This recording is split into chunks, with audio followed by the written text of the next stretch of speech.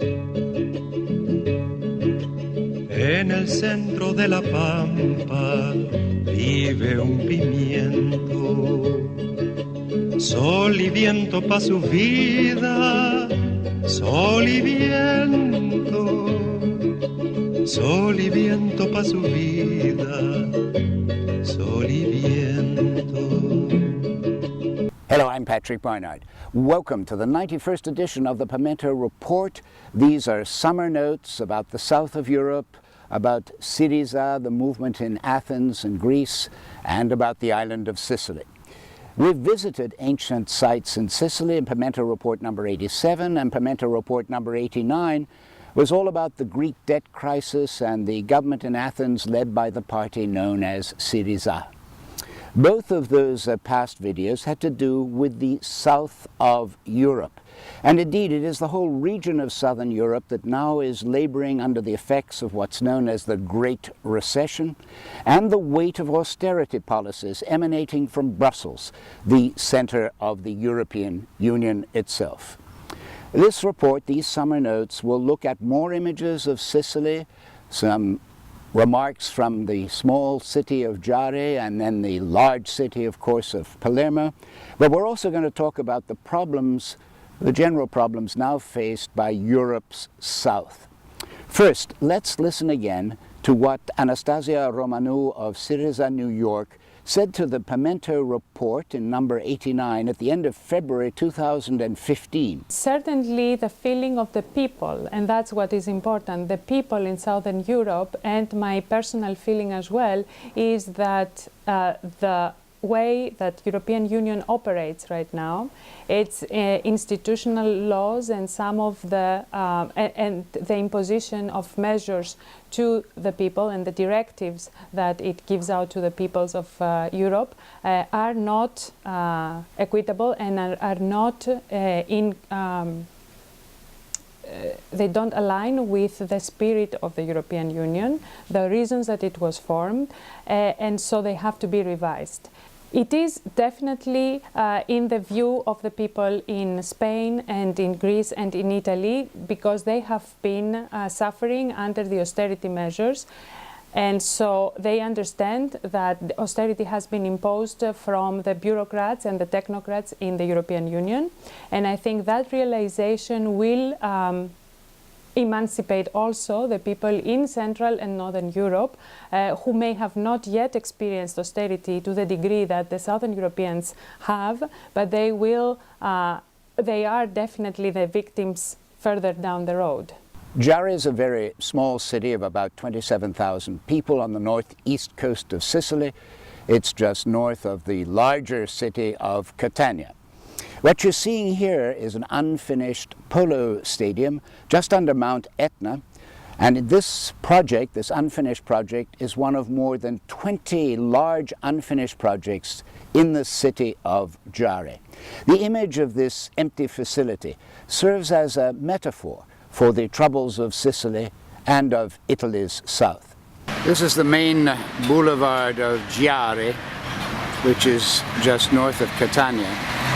Giarre was at one point a very affluent center. However, with changes in markets and other such things, Giarre has been having a more difficult time.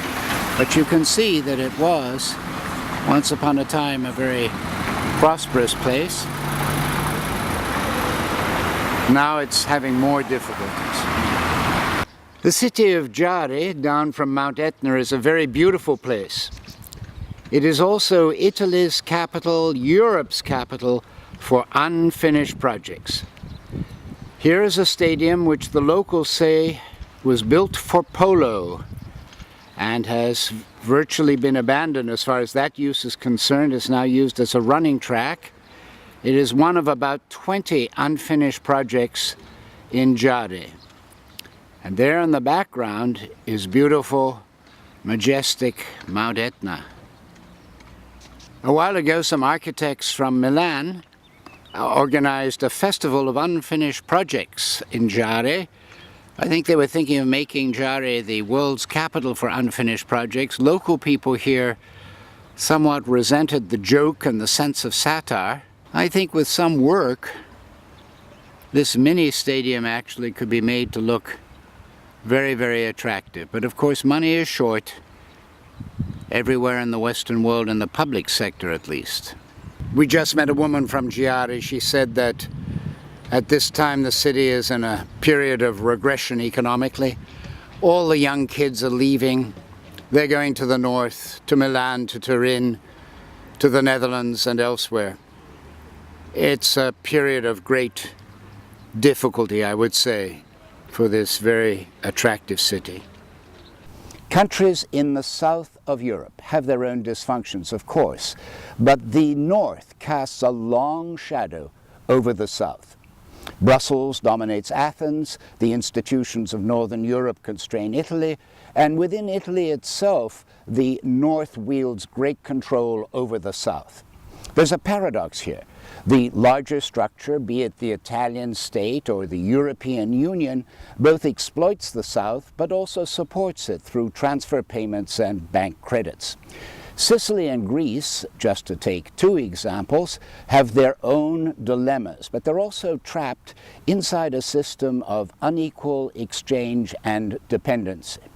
Still, Sicily is remarkably productive in agriculture, supplying 15% of all Italian wine, while the Etna region itself, just beyond that Polo stadium, grows about 50% of all the lemons in Italy. Obviously, long ago, the resale and wholesale marketing of Etna's regional produce helped create the old prosperity of Giarre. But modern distribution systems, as we all know, lay waste to local businesses. This is the perpetual drama of the old and the new, you could say of the South and the North. And ancient patterns of domination and submission and assimilation have marked Sicily's history for nearly 3,000 years as the island has absorbed one wave of outsiders after another. Just north of Giarre is a peninsula at a place called Taormina. That's a famous tourist place for jet setters, but more importantly is a height of land just outside of the town. On that height of land, looking north, you can see the famous Straits of Messina, and beyond them, the coast of Italy. On the south side of this height, there's a magnificent amphitheater constructed by the Greeks starting in the 7th century BC, a structure that reminds a visitor of these ancient patterns of power. The view from the top of the amphitheater, on a clear day you would see Etna from here.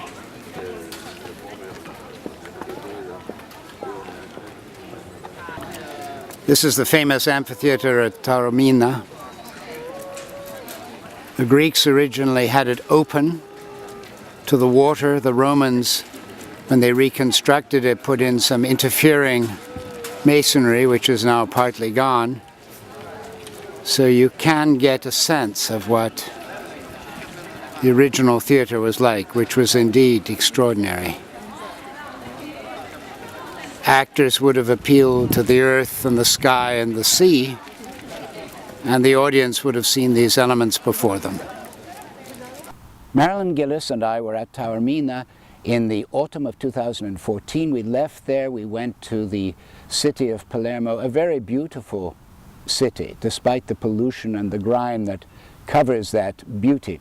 We stayed near the Teatro Massimo, which is a very beautiful theater that was constructed at the beginning of the 20th century. And right near where our hotel was a mosque. And that's a sign of something new that is happening in Sicily, which I choose to interpret in a positive way.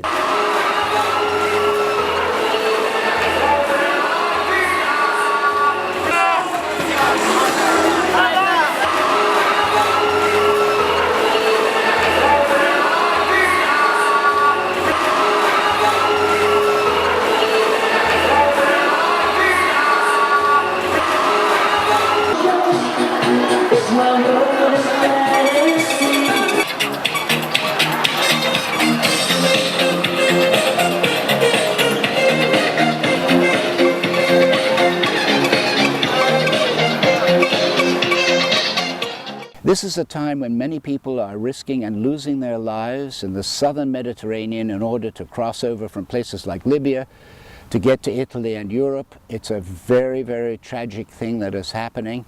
However, there's another reality that you can see hinted at in the streets of Palermo, and that is that at some time in the future, Sicily will once again become a major crossroads for the cultures of Africa, of the Arab world, and of Europe. Marilyn and I walked down a very famous street, the Corso Vittorio Emanuele, and we started up near the cathedral and we went down to the port, and we saw all kinds of different things, a memorial to a priest who fought against the mafia, beautiful mosaics in churches, small streets. I'm just off the Piazza Marchese Arezzo, looking at this very small street in Palermo.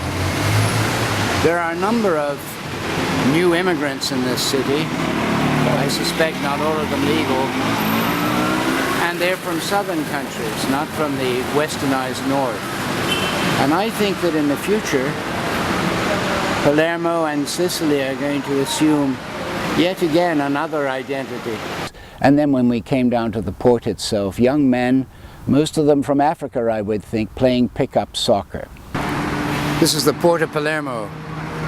I'm watching a group of young guys play pickup soccer with a cruise ship or a ferry in the background.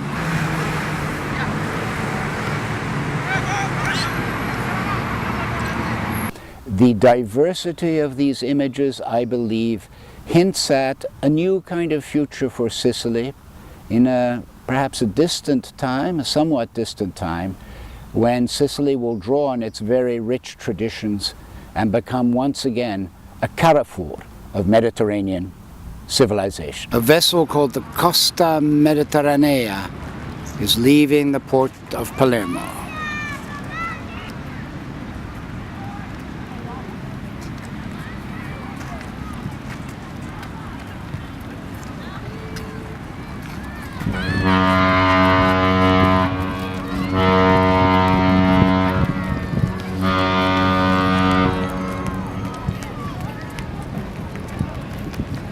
The Costa Mediterranea is like a gigantic hotel. In fact, it is a gigantic hotel.